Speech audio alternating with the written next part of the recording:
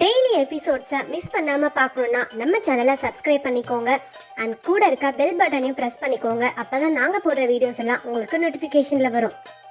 Episode 421. சதா வருணை அடைவதற்காக முகில் மீது பாசம் இருப்பதை போல நடித்ததாக சொன்னான்.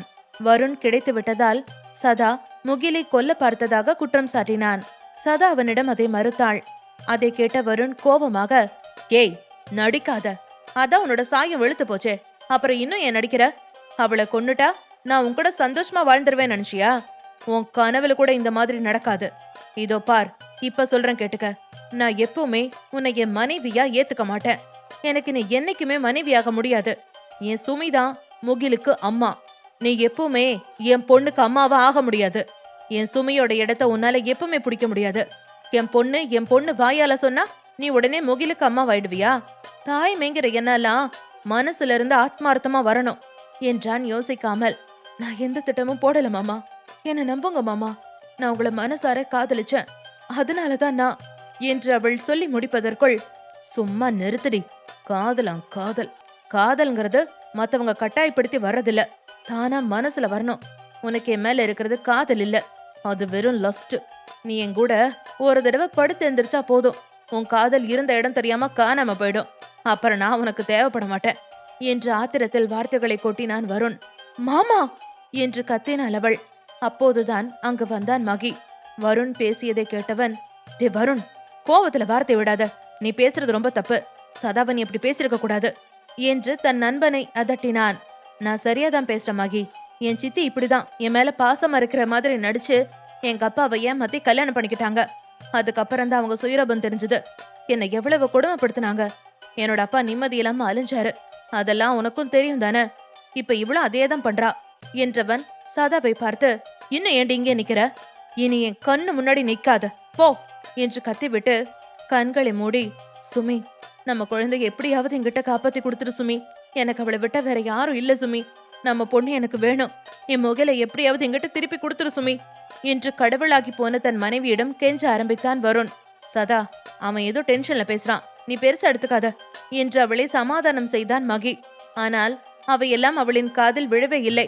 இதுவரை தன் வருண் மாமா பேசியதையெல்லாம் கேட்ட சதா இடிந்து போனாள்.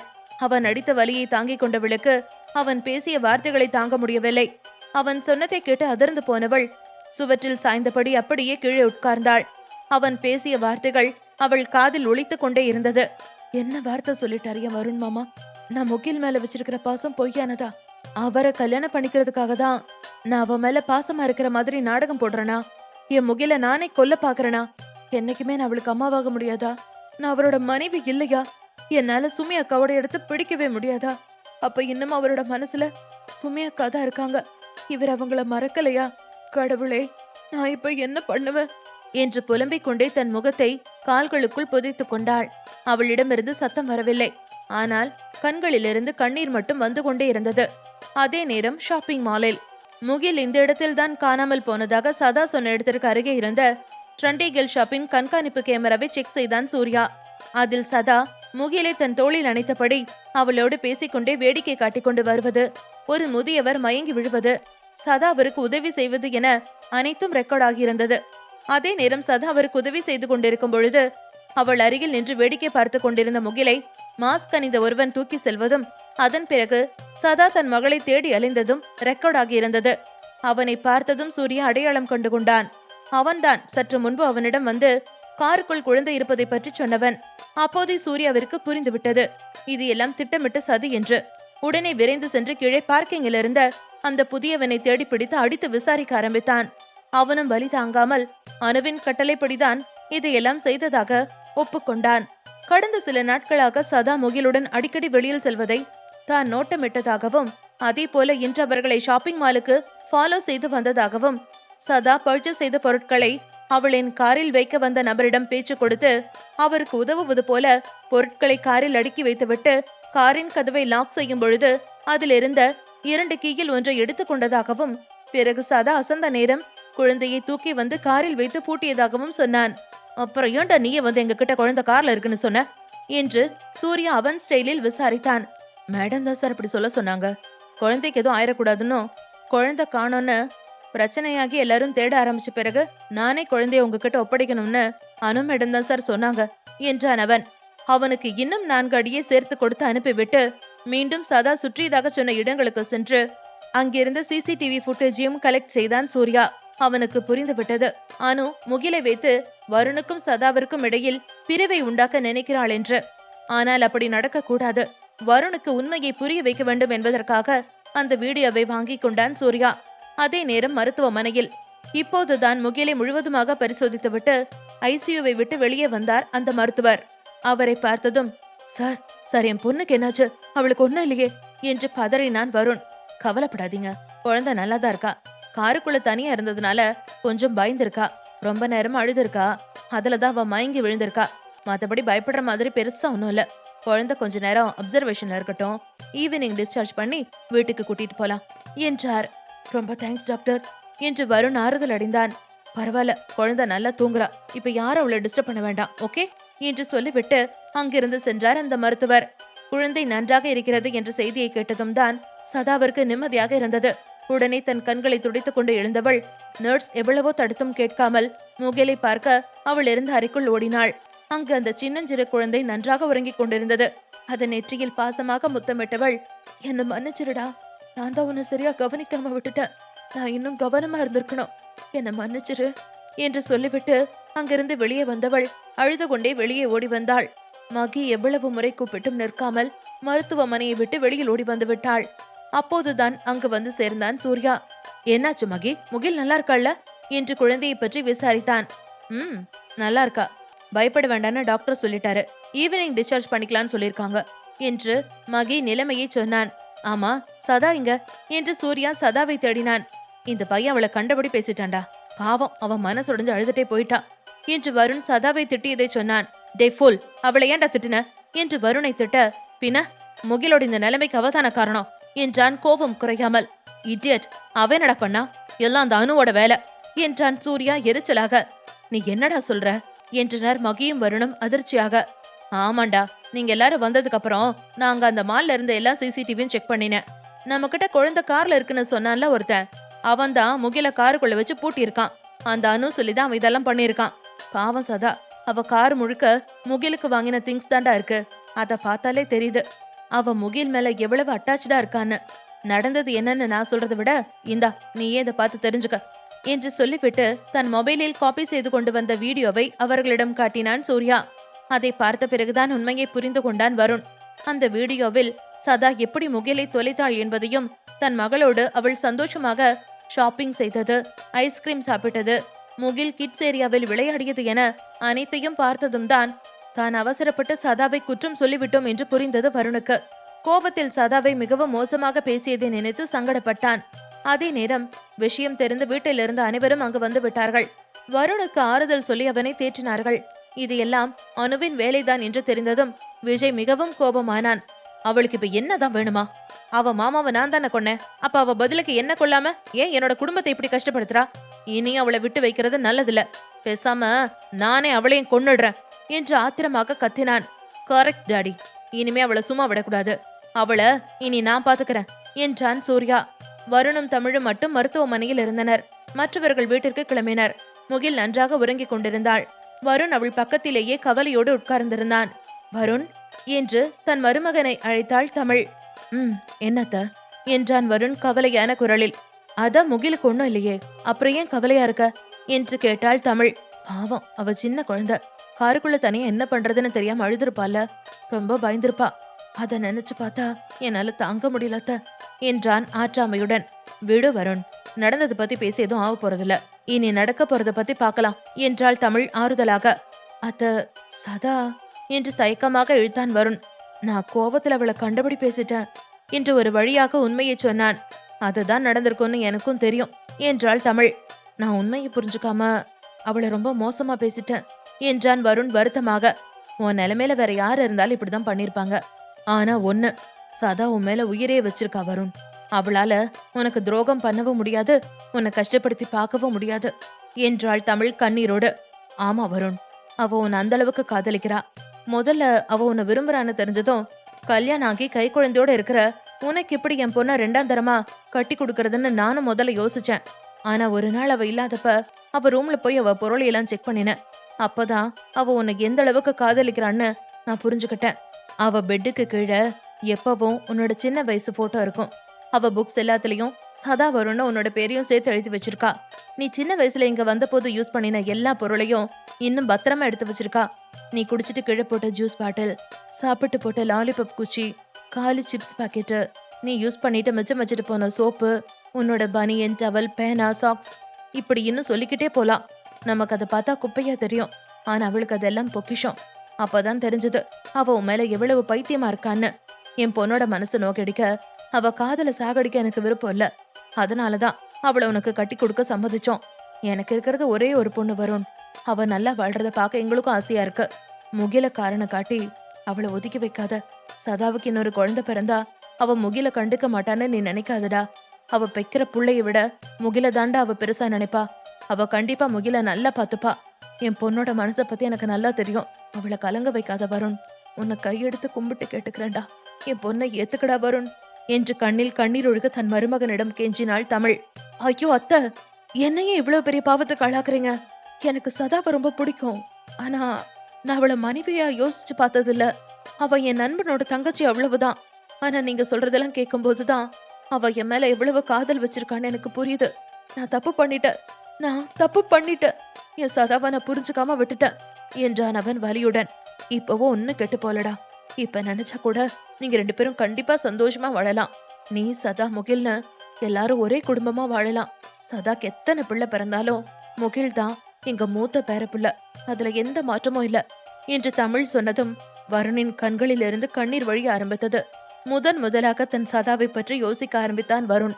ஆனால் அவன் இன்று பேசிய பேச்சிற்கு இதுவரை வருண் மாமா என்று அவன் பின்னால் பைத்தியமாய் சுற்றித் திரிந்த சதா இனி அவன் காதலை ஏற்றுக்கொள்வாளா என்று யோசித்தான். அதே நேரம் தனது பழைய அறையில் கதவை பூட்டிக் கொண்டு ஓவென கதறி அழுது கொண்டிருந்தாள் சதா. அவர் என்ன வார்த்தை சொல்லிட்டாரு? என்னோட காதல் பொய்யா? எனக்கு அவர் மேல இருக்கிறது வெறும் லஸ்டா? இதை விட என் காதலை கொச்சப்படுத்த முடியாது. இதை விட ஒரு அவமானத்தை நான் என் வாழ்க்கையில சந்திச்சதே கிடையாது. அவர் மனசுல நான் இல்ல. எப்பவுமே சுமியோட இடத்தை என்னால பிடிக்க முடியாதுன்னு சொல்லிட்டாரே. பரவாயில்ல, நான் ஆசைப்பட்டபடி என்னோட காதல் கை கூடலைனாலும் நான் கனவு கண்ட மாதிரி என்னோட கல்யாணம் நடந்துருச்சு. எனக்கு அது போதும். இனியும் நான் அவரை தொந்தரவு பண்ண மாட்டேன். என்னோட காதல் அவருக்கு புரிய வைக்க நான் முயற்சி பண்ண மாட்டேன் என்று நினைத்தவள், வருண், நீங்களாகவே இருங்க, நானாவே இருக்க என்று முடிவு செய்து கொண்டாள். எபிசோட் 422. வருண் தன் காதலை அவமதித்ததும் முகில் பற்றி டாக்டர் தகவல் சொல்லும் வரை ஹாஸ்பிட்டலில் இருந்த சதா டாக்டர் சொன்னதும் முகிலை பார்த்துவிட்டு வீட்டிற்கு வந்தாள். வந்தவள் தனது பழைய அறையில் கதவை பூட்டிக் கொண்டு ஓவென கதறி அழுது கொண்டிருந்தாள் சதா. அவர் என்ன வார்த்தை சொல்லிட்டாரு? என்னோட காதல் பொய்யா? எனக்கு அவர் மேல இருக்கிறது வெறும் லஸ்டா? இதை விட என்னோட காதலை கொச்சப்படுத்த முடியாது. இதை விட ஒரு அவமானத்தை நான் என் வாழ்க்கையில சந்திச்சதே கிடையாது. அவர் மனசுல நான் இல்ல. எப்பவுமே சுமியோட இடத்த என்னால பிடிக்க முடியாதுன்னு சொல்லிட்டாரே. பரவாயில்ல, நான் ஆசைப்பட்டபடி என்னோட காதல் கை கூடலைனாலும் நான் கனவு கண்ட மாதிரி என்னோட கல்யாணம் நடந்துருச்சு. எனக்கு அது போதும். இனியும் நான் அவரை தொந்தரவு பண்ண மாட்டேன். என்னோட காதல் அவருக்கு புரிய வைக்க நான் முயற்சி பண்ண மாட்டேன் என்று நினைத்தவள், வருண், நீங்களாவே இருங்க, நானாவே இருக்க என்று முடிவு செய்து கொண்டாள். அதே நேரம் மருத்துவமனையில் இப்போதுதான் கண்களை லேசாக திறந்து பார்த்தாள் முகில். அதை பார்த்ததும் சந்தோஷப்பட்டான் வருண். முகில், கண்ணை முழிச்சிட்டியாடா? அப்பாவா பாருடா கண்ணா என்று தன் மகளின் நெற்றியில் பாசமாக முத்தமிட்டான் வருண். முகில் இப்பொழுது கண்களை திறந்து பார்த்தாள். அவள் கண் விழித்ததும் முதலாக சொன்னது மா என்ற வார்த்தையைத்தான். அந்த பிஞ்சு குழந்தையின் கண்கள் தன் அம்மாவை தேடியது. ஆம், தன் சதா அம்மாவை தேடியது. அவளின் இதழ்கள் ஓயாமல் மா மா என்று சொல்லிக்கொண்டே இருந்தது. அதை பார்த்த தமிழ், அம்மா வீட்டுக்கு போயிட்டாங்கடா கண்ணா, நம்ம வீட்டுக்கு போனது அம்மாவை பார்க்கலாம் என்றாள் தன் பேத்தியின் தலையை பாசமாக வருடிக்கொண்டு. தன் மகள் தன்னை தேடாமல் சதாவை தேடுவதை பார்த்ததும் ஆச்சரியமானான் வருண். இப்பொழுதுதான் முகிலுக்கும் சதாவிற்கும் இடையே நெருக்கமான பிணைப்பிருப்பதை உணர்ந்தான் வருண். ஒரு சிறு குழந்தைக்கு சதாவின் பாசம் புரிந்திருக்கிறது. தன்னால் அவளின் பாசத்தை புரிந்து கொள்ள முடியவில்லையே என்று வெட்கினான் சதாவின் கணவன். தான் செய்த தவறுக்காக சதாவிடம் இல்லை தன் மனைவியிடம் மன்னிப்பு கேட்க வேண்டும் என்று முடிவு செய்தான் வருண். முகில் இப்போது நன்றாக இருக்கிறாள் என்றும் அவளை உடனே டிஸ்சார்ஜ் செய்யலாம் என்றும் அவளை பரிசோதித்த மருத்துவர் சொன்னார். ஆபீஸில் முக்கியமான வேலைகள் இருந்ததால் முகிலை தமிழோடு வீட்டிற்கு அனுப்பி வைத்துவிட்டு ஆபீஸிற்கு சென்று விட்டான் வருண். சூர்யாவின் ஆபீஸில் நண்பர்கள் மூவரும் ஒன்றாக உட்கார்ந்து பேசிக் கொண்டிருந்தார்கள். டே சூர்யா, மகி இன்னைக்கு கொடைக்கானலுக்கு ஹனிமூன் போறான். 10 நாளைக்கு ஆபீஸ் பக்கமே வரமாட்டான் என்றான் வருண். டேய், 10 நாள் கொடைக்கானல் என்னடா பண்ண போற? அதுக்கு ஒரு நாள் பார்த்தாதா உனக்கு என்றான் சூர்யா இரட்டை அர்த்தத்தில். அதை கேட்டு வருண் சிரித்தான். இல்ல சூர்யா, நான் கொடைக்கானல் போகல, ட்ரிப் கேன்சல் என்றான் மகி. அதை கேட்ட வருண், டேய் ஏன்டா இவ்வளவு ஆசாசியா பிளான் பண்ணின, ஏன் இப்ப போல என்று கேட்டான். சும்மாதான் மச்சான், அடுத்த வாரம் போய்க்கலாம், ஒன்னும் அவசரம் இல்ல என்றான் மகி. டேய், நீ ஏன் போக மாட்டேங்கிறன்னு எனக்கு தெரியும், அது என்ன நான் சொல்லட்டா என்றான் சூர்யா. ஏன் சூர்யா, என்ன காரணம் என்றான் வருண் ஒன்றும் புரியாமல். அது வேற ஒன்னும் இல்லடா, இன்னைக்கு நடந்த சம்பவத்தை மனசுல வச்சுட்டு தான் இவன் இப்படி பேசுறான். முகிலுக்கு இப்படி ஆயிடுச்சுல்ல, இந்த டைம்ல அவன் ஹனிமூன் கொண்டாட போனா நல்லா இருக்காதுன்னு அவன் நினைக்கிறான் என்றான் சூர்யா. டேய் மகி, சூர்யா சொல்றது உண்மையா என்றான் வருண். இல்ல மச்சான், அது என்று இழுத்தான் மகி. டேய், சாக்கு போக்கல வேண்டாம், சூர்யா சொல்றது உண்மையா என்றான் வருண் மகியிடம் மீண்டும். அது ஒன்னும் பிரச்சனை இல்லடா, வீட்டுல பச்சை குழந்தைக்கு முடியல, இந்த டைம்ல என்ன ஹனிமூன் வெடி கிடக்கு, அடுத்த வாரம் பாத்துக்கலாம் விடுறா என்று மகி சமாதானமாக சொன்னான். டேய், முகிலுக்கு ஒன்னும் இல்ல, அவன் நல்லாதான் இருக்கா, அவளை பெத்த அப்பா நான் தானே சொல்றேன். Now she is perfectly alright. நீ உன்னோட ஹனிமூன் ட்ரிப்பை கேன்சல் பண்ண வேண்டிய அவசியம் இல்ல. ஏற்கனவே வீட்டுல நடந்த பிரச்சனையால இவ்வளவு நாளா மீய விட்டு நீ தள்ளியே இருந்துட்ட, அவளும் பாவம் தானடா என்று வருண் சொல்ல, உடனே சூர்யா மகியிடம், டே மகி, ஹீஸ் ரைட், உன் பர்சனல் ஃபீலிங்ஸை நீயே வச்சுக்கோ, நீ மீயையும் கொஞ்சம் நினைச்சு பார்க்கணும்டா. அவ உன்னை நம்பி தன்னோட சொந்த நாட்டை விட்டுட்டு வந்தவ, அவளை நீ தானே நல்லா பாத்துக்கணும் என்றான். இருந்தாலும் சூர்யா என்று மகி இன்னும் தயங்க. இதோ பாரு மகி, பெட்டர் நீ இப்பவே வீட்டுக்கு கிளம்பு, நானும் வரணும், எல்லா வேலையும் பாத்துக்கிறோம். நாங்க வீட்டுக்கு வரும்போது நீ வீட்டுல இருக்க கூடாது. மாவன, அப்படி மட்டும் நீ வீட்டுல இருந்தான்னு வச்சுக்க, அப்புறம் இன்னும் 1 வருஷத்துக்கு உனக்கு ஃபர்ஸ்ட் நைட்டே கிடையாது என்றான் சூர்யா. ஐயையோ, என்னால 1 வருஷம் எல்லாம் தாங்க முடியாதுப்பா, நான் இப்பவே வீட்டுக்கு போறேன். ரசகுல்லா, மாமா ஆன் த வே என்று சொல்லிவிட்டு அவசரமாக அந்த அறையை விட்டு ஓடினான் மகி. அதை பார்த்து நண்பர்கள் இருவரும் சிரித்தார்கள். டே சூர்யா, அவனை கொடைக்கானல் அனுப்புறது இருக்கட்டும், உனக்கு எப்படா முதல் ராத்திரி, சீச்சி 2வது ராத்திரி என்று வருண் சூர்யாவை பார்த்து சிரிக்க, டேய் என்று சூர்யா முறைக்க, சாரி மச்சான், சும்மா விளையாட்டுக்கு சொன்னேன், நீயும் நிலா வந்தா நல்ல அண்டர்ஸ்டாண்டிங்ல இருக்கீங்களே, அப்புறம் இன்னும் என்ன வெயிட் பண்ற, உன்னோட லைஃப் ஆரம்பிக்க வேண்டியதானே என்றான் வருண். அதுக்கான எல்லா ஏற்பாட்டையும் நான் பண்ணிட்டேன் வருண், ஆனா அது சீக்ரெட் என்றான் சூர்யா. இதுக்கெல்லாமா சீக்ரெட்டு, நீ ரொம்ப ரொமான்டிக்கான ஆளுன்னு எனக்கு தெரியும், சிறப்பா பிளான் பண்ணிருப்ப அப்படிதானே என்று கேட்டான் வருண். ஆமா, என் நிலாவோட நான் இருந்த முதல் இரவு தான் அவளுக்கு மறக்க முடியாத வேதனையை கொடுத்துச்சு, அதனால எங்களோட 2வது இரவை அவளுக்கு வாழ்க்கையிலேயே மறக்க முடியாத சந்தோஷமான இரவா மாத்தணும் என்றான் யோசனையாக. அப்ப ஏதோ திட்டத்தோட தான் இருக்க என்று கிண்டலாக சிரித்தான் வருண். ஆமா, அது சரி, உன்னோட கதை என்ன, நீ எப்பதான் சதாவோட உன்னோட வாழ்க்கைய ஆரம்பிக்க போற என்று சூர்யா கேட்டதும் வருண் அமைதியானான். டே வருண், சதா பாவண்டா, அவ பண்ணின ஒரே தப்பு உன்னை லவ் பண்ண விஷயத்த உன்கிட்ட சொல்லாம மறைச்சதுதான். அத அவ அப்பவே ப்ரொபோஸ் பண்ணிருக்கலாம், பட் அப்ப அவளுக்கு ஏஜ் ரொம்ப கம்மி, அதனாலதான் அவ தயக்கத்தோட சொல்லாம இருந்துட்டா. அதுக்குள்ள நீ அவசரப்பட்டு கல்யாண பத்திரிக்கையோட வந்துட்ட, அவளும் தன்னோட காதல மனசுக்குள்ளேயே வச்சுக்கிட்டா. இப்ப சுமி இறந்ததும் தன்னோட காதல சொல்லி உன்னை கல்யாணம் பண்ணிக்கிட்டா, இதுல என்ன தப்பு? டேய், சுமி உன்னோட லைஃப்ல இருந்து போயிட்டா, இனிமே அவளால உன்னோட நிஜ வாழ்க்கைக்குள்ள வரவே முடியாது. இல்லாத ஒருத்திக்காக உன்னையே உயிரா நினைக்கிறவளை ஏன்டா கஷ்டப்படுத்துற? கண்டிப்பா சதா உனக்கு ஒரு நல்ல மனைவியா இருப்பா, இனிமேலையாவது அவ மனச காயப்படுத்தாத, அவ கூட சந்தோஷமா வாழ்ற வழிய பாரு, என்ன புரியுதா என்றான் சூர்யா. புரியுது சூர்யா என்று சொன்னவன், நான் அவளை புரிஞ்சுக்கிட்டேன், இனி நான் அவளை காயப்படுத்த மாட்டேன் என்று மனதிற்குள் சொல்லிக் கொண்டான். இரவு 9 மணி. வருண் வீட்டிற்கு வந்ததிலிருந்து சதாவை பார்த்துவிட வேண்டும் என்று துடித்துக் கொண்டிருந்தான். ஆனால் அவனால் அவளை பார்க்க முடியவில்லை. காலையில் வீட்டிற்கு வந்ததிலிருந்து தன் பழைய அறைக்குள்ளேயே அடைந்து கிடந்தாள் சதா. இரவு சாப்பிட கூட கீழே வரவில்லை. அவனுக்கு தெரியும் தான் பேசிய வார்த்தைகள் அவளை எவ்வளவு காயப்படுத்தி இருக்கும் என்று. ஆகையால் அவளை போய் பார்க்க தயக்கமாக இருந்தது அவனுக்கு. டே வருண், உனக்கு இருக்கிறது நாக்கா இல்ல தேள் கொடுக்கா? அவளை இவ்வளவு மோசமா பேசிருக்கேடா இடியட் என்று தன்னைத்தானே சொல்லிக் கொண்டவன் அப்போதுதான் தன் அறையில் ஒரு மூலையில் இருந்த பொருட்களை பார்த்தான். அவையெல்லாம் இன்று ஷாப்பிங் மாலில் முகிலுக்காக சதா வாங்கியவை. அவற்றையெல்லாம் ஒவ்வொன்றாக பார்த்தவனுக்கு சதா முகிலின் மேலே வைத்திருந்த பாசம் புரிந்தது. ஒரு குழந்தைக்கு அம்மாவாக தன் குழந்தைக்கு என்ன வேண்டும் என்று தெளிவாக யோசித்து ஒவ்வொன்றாக பார்த்து பார்த்து வாங்கியிருந்தாள் முகிலின் அம்மா. அதே நேரம் அங்கிருந்த சதாவின் பொருட்களை ஆராய்ந்து பார்க்க ஆரம்பித்தான் வருண். அவளின் துணிகள், காஸ்மெட்டிக்ஸ், நகைகள் என அனைத்தையும் பார்த்தவன் அங்கே செல்ஃபில் மேலே மறைத்து வைக்கப்பட்டிருந்த ஒரு அட்டை பெட்டியை கையில் எடுத்தான். அந்த பெட்டியோடு வந்து பெட்டில் அமர்ந்தவன் அதை பிரித்து பார்க்க ஆரம்பித்தான். தமிழ் சொன்ன சதாவின் பொக்கிஷங்கள் அவை. அதில் இருந்த பொருட்களை எல்லாம் பார்த்தவனுக்கு அதிர்ச்சியாக இருந்தது. சிறு வயதில் அவன் சாப்பிட்டு போட்ட சிப்ஸ் பாக்கெட், லாலிபாப் குச்சி, அவன் பயன்படுத்திய பொருட்கள் முதல் அவன் ஒவ்வொரு வருடமும் ஊருக்கு வரும்பொழுது அவனை வெல்கம் செய்யும் கிரீட்டிங் கார்டு, ஒவ்வொரு வருடமும் அவனின் பிறந்த நாளுக்காக அவள் வாங்கிய பர்த்டே கார்டு, இத்தனை வருடங்களில் சதா அவனுக்கு எழுதிய லவ் லெட்டர் என ஒவ்வொன்றாக பார்த்தவனுக்கு இதயத்தில் வலித்தது. அந்த நொடியை தன் சதாவின் மீது காதல் பூத்தது அவனுக்கு. தன்னை இந்த அளவிற்கு காதலித்தவளை இதுவரை காதலிக்காமல் போய்விட்டமே என்று. ஆனால் இனியும் தாமதிக்க கூடாது என்று நினைத்தவன் சதாவை பார்ப்பதற்காக அவளின் அறைக்கு போனான். அதே நேரம் ரகுவும் மயுவும் பிளைட்டில் பெங்களூருக்கு பறந்து கொண்டிருந்தனர். ரகு தன் மயுவை காதலோடு பார்த்து கொண்டிருக்க அவளோ அவனை எரித்து விடுவது போல முறைத்துக் கொண்டிருந்தாள். அந்த பக்கம் மகி தனது மீயுடன் காரில் கொடைக்கானலுக்கு போய்க் கொண்டிருந்தான். மகியோ ரொமான்ஸ் மூடில் இருக்க மீயோ பக்தி மூடில் இருந்தாள். மகி சொன்னதை வைத்து கொடைக்கானல் என்றால் பக்தி ஸ்தலம் என்று நினைத்துக் கொண்டிருந்தாள் மீ. மகி காதல் பக்தியோடு தன் மீயை பற்றி நினைத்துக் கொண்டிருக்க மீயோ பயபக்தியோடு கடவுளை நினைத்துக் கொண்டிருந்தாள். அதே நேரம் ராஜேஷின் வீட்டில் இனி தன் கணவனை தள்ளி வைப்பதில் எந்த நியாயமும் இல்லை என்று நினைத்து சிவி சிங்காரித்து தன்னை அலங்காரம் செய்து கொண்டு தன் கணவனின் வருகைக்காக ஆசையோடு காத்திருந்தாள் ராசி. அதே நேரம் தனது வேலைகளை முடித்துவிட்டு காரை மின்னல் வேகத்தில் ஓட்டிக் கொண்டு வந்து தன் வீட்டு காம்பவுண்டிற்குள் நுழைந்தான் ராஜேஷ். அவன் முகத்தில் அத்தனை கோபம் தெரிந்தது.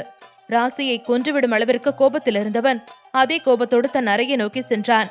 அந்த பக்கம் சதாவை பார்ப்பதற்காக அவளின் அறைக்கு போனான் வருண். அறைவாசல் வரை வந்தவனுக்கு உள்ளே செல்ல தைரியமில்லை. கதவருகே தயக்கத்துடன் நின்றிருந்தவன் தன்னை தைரியப்படுத்திக் கொண்டு கதவை தட்டுவதற்காக கையை தூக்கினான்.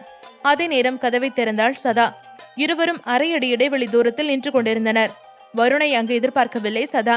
அதே போல திடீரென கதவை திறந்து கொண்டு அவள் வருவாள் என்று வருணும் எதிர்பார்க்கவில்லை. எதிர்பாராத இந்த சந்திப்பில் இருவரும் சில வினாடிகள் ஒருவரை ஒருவர் பார்த்தபடி அப்படியே நின்று கொண்டிருந்தனர். சதாவின் தோளில் முகில் நன்றாக உறங்கிக் கொண்டிருந்தாள். சதாவின் முகத்தை பார்த்தாலே தெரிந்தது அவள் நன்றாக அழுதிருக்கிறாள் என்று. அவளின் கண்கள் சிவந்து முகம் வீங்கியிருந்தது. அதற்கெல்லாம் தான் காரணம் என்று வருணுக்கு குற்ற உணர்ச்சியாக இருந்தது. தான் செய்த தவறுக்காக அவளிடம் மன்னிப்பு கேட்டுவிடலாம் என்று நினைத்த வருண் ஏதோ பேச வாய் எடுக்கும் முன் அவனை கண்டுகொள்ளாமல் ஒதுக்கிவிட்டு நேராக தன் அறைக்குள் சென்றாள் சதா. வருணும் அவள் பின்னாலேயே வந்தான்.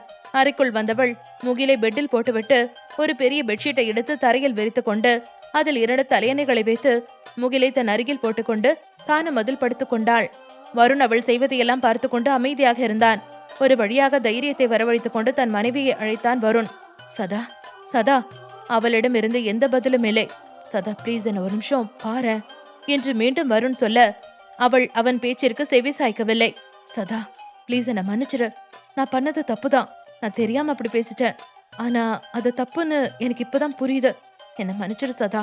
நீ என்ன எந்த அளவுக்கு நேசிக்கிறேன்னு நான் இன்னைக்கு புரிஞ்சுக்கிட்டேன். இது வரைக்கும் நான் உன்கிட்ட நடந்ததுக்கெல்லாம் மன்னிப்பு கேட்டுக்கிறேன். என்ன மன்னிச்சிரு சதா. என் கூட பேசு ப்ளீஸ் என்று சொன்னதும் அவனை திரும்பி பார்த்தாள் சதா.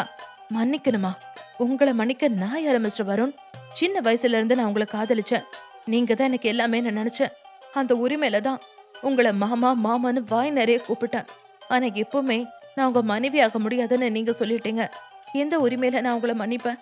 நீங்க இது நாள் வரைக்கும் என்னை எவ்வளவோ ஹர்ட் பண்ணி பேசியிருக்கீங்க. அப்ப கூட எனக்கு உங்க மேல கோபம் வரல. உங்க கோபத்தை ரசிக்கத்தான் தோணுச்சு. ஆனா எப்ப என் காதலை கொச்சப்படுத்தினீங்களோ அப்பவே என் மனசு உடைஞ்சு போச்சு. நீங்க பேசினத என்னால தாங்கிக்க முடியல. என்ன சொன்னீங்க? நான் உங்க மேல வச்சிருக்கிறது காதல் இல்ல, வெறும் காமம் மட்டுமா? இந்த உலகத்திலேயே காதலுக்கு இப்படி ஒரு விளக்கத்தை யாரும் கொடுத்திருக்க மாட்டாங்க. How dare you say like that? நீங்க பேசின வார்த்தை எதையுமே என்னால மறக்க முடியாது.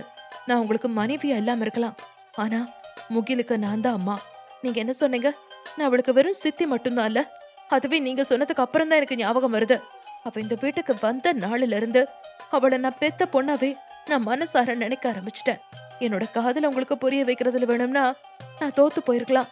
ஆனா முகிலுக்கு நான் ஒரு நல்ல அம்மாவா வாழ்ந்து காட்டுவேன். இனி நான் உங்களை தொந்தரவு பண்ண மாட்டேன். நான் இப்ப இந்த ரூமுக்கு வந்ததுக்கு காரணமே என் அம்மாவும் அப்பாவும் அவங்க மனசு கஷ்டப்படக்கூடாதுன்னு தான். இனி இந்த வீட்டுல உள்ள மத்தவங்களை பொறுத்த வரைக்கும் தான் நாம புருஷன் பொண்டாட்டி. ஆனா இந்த ரூமுக்குள்ள நீங்க யாரோ நான் யாரோ. நீங்க நீங்களாவே இருங்க, நான் நானாவே இருந்துக்கிறேன். இனி எப்பவும் இந்த சதா உங்களை தொந்தரவு பண்ண மாட்டா. சேர்ந்து வாழ்ந்தாதான் காதலா என்ன? இத்தனை வருஷமா உங்களை என் மனசுல நினைச்சிட்டு வாழ்ந்த, இனிமேல அப்படியே வாழ்ந்துட்டு போயிடுறேன். ஆனா இன்னொரு தடவை ஃபர்ஸ்ட்னு சொல்லி என் காதல் அசிங்கப்படுத்தாதீங்க. அப்புறம் நான் எப்போ ஒரே மாதிரி இருக்க மாட்டேன் என்று வருணை எச்சரித்துவிட்டு மீண்டும் முகத்தை திருப்பிக் கொண்டாள் சதா. அவள் பேசியதெல்லாம் கேட்டு அதிர்ச்சியில் அப்படியே நின்றான் வருண். சிறு வயதிலிருந்து சதாவிற்கு இவ்வளவு பேச தெரியும் என்றே இன்றுதான் தெரிந்து கொண்டான் வருண். ஆனால் அவள் சொன்னது அவனுக்கு மிகுந்த அதிர்ச்சி அளித்தது. ஒரு நொடி தன்மேல் ஒருவர் கொண்ட உண்மையான காதலை இழந்து விட்டோமோ என்று யோசித்தான் வருண். எபிசோட் 423. தன் கணவனின் கார் சத்தம் கேட்டதும் வேகமாக ஹாலுக்கு ஓடி வந்தாள் ராசி. கோபமாக வீட்டிற்குள் நுழைந்த ராஜேஷ் படியில் துள்ளி குதித்து சிரித்த முகமாக ஓடிவரும் தன் மனைவியை பார்த்ததும் அப்படியே நின்றான். என்னங்க, வந்துட்டீங்களா? ஏங்க இவ்வளவு லேட்டு என்றாள் ராசி சிரித்த முகமாக. ராஜேஷ் பதில் ஏதும் சொல்லாமல் அவளையே பார்த்து கொண்டிருந்தான். அத்தை, மாமா, மயூர், ரகு எல்லாம் பெங்களூர் போயிட்டாங்க. ராகுலும் இன்னைக்கு நேரத்தோட தூங்கிட்டான். வீட்ல எனக்கு தனியா இருக்க ரொம்ப போர் அடிச்சுது. நல்ல வேளை நீங்க வந்துட்டீங்க. சரி, ஃப்ரெஷ் ஆயிட்டு வாங்க, சாப்பிடலாம் என்று சொல்லிவிட்டு தன் கணவனின் முகத்தை பார்க்காமல் டைனிங்கில் சாப்பாட்டை எடுத்து வைத்துக் கொண்டிருந்தாள் ராசி. ஆனால் அவள் சொன்னதெல்லாம் அவன் காதில் விழவே இல்லை. சற்று முன்பு அனு சொன்ன வார்த்தைகள் மட்டுமே அவன் காதில் திரும்ப திரும்ப கேட்டுக்கொண்டிருந்தது. சற்று முன்பு தனது ஆபீஸிலிருந்து அவசரமாக அதே நேரம் சந்தோஷமாக வீட்டிற்கு கிளம்பிக் கொண்டிருந்தான் ராஜேஷ். அவனின் பல நாள் ஆசை இன்று நிறைவேறப் போகிறது. அவனின் ராசி இன்று இரவு அவனை முழுதாக ஏற்றுக்கொள்ள தயாராகிவிட்டாள். அந்த சந்தோஷத்தோடு தனது காரை நோக்கி வந்து கொண்டிருந்தான் ராஜேஷ். அப்போதுதான் அங்கு வந்தாள் அனு. அவளை பார்த்ததும் வேண்டா வெறுப்பாக சிரித்து வைத்தான் ராஜேஷ். ஹாய் அனு, எப்படி இருக்க என்றான் ராஜேஷ் போலியாக. ஹாய் ராஜேஷ், ஏதோ இருக்க. ஆனா நீ ரொம்ப சந்தோஷமா இருக்கேன்னு நினைக்கிறேன். நீ விரும்பின பொண்ணையே கட்டிக்கிட்ட என்று அவள் ராஜேஷின் திருமணம் பற்றி சொல்லி காட்டினாள். அனு, சாரி, நான் ராசிய மறுபடியும் சந்திப்பேன்னு நினைக்கல. அவ இனிமே கிடைக்கவே மாட்டாள்னு நினைச்சுதான் உன்னை கல்யாணம் பண்ண ஓகே சொன்னேன். ராசிக்கு எனக்கும் ஒரு பையன் இருக்கான்னு தெரிஞ்சதுக்கு அப்புறம் நான் அவளைதான் கல்யாணம் பண்ணணும்னு முடிவு பண்ணிட்டேன். இப்பொண்ணு கெட்டு போல, நம்ம 2 பேருக்கும் இது நல்லதுதான். நான் என் குடும்பத்தோட சந்தோஷமா வாழ்ற மாதிரி நீயும் வேற ஒரு நல்ல பையனை கல்யாணம் பண்ணிக்கிட்டு சந்தோஷமா வாழு என்று அனுவிற்கு யோசனை சொன்னான் ராஜேஷ். பரவாயில்ல ராஜேஷ், எனக்கு வேற ஒரு நல்ல பையன் கிடைப்பான். ஆனா என் மனசுக்கு பிடிச்ச பையன் கண்டிப்பா கிடைக்க மாட்டான். ஏன்னா எனக்கு ஒன்னு தவிர வேற யாரையும் எப்பவும் பிடிக்காது என்றாள் அனு கண்ணில் கண்ணீரோடு. அனு ப்ளீஸ் என்றான் ராஜேஷ் குற்ற உணர்ச்சியோடு. எனக்கு வேற வாழ்க்கை இல்ல ராஜேஷ், நீ சந்தோஷமா இருந்தா அதுவே எனக்கு போதும். அது என்னன்னு தெரியல, எனக்கு மேல கோபம் வரல. இதுக்கு பேர் தான் காதல் போல. நாம மனசார நேசிச்சவங்கள காயப்படுத்துறதுக்கு நம்மால முடியாது.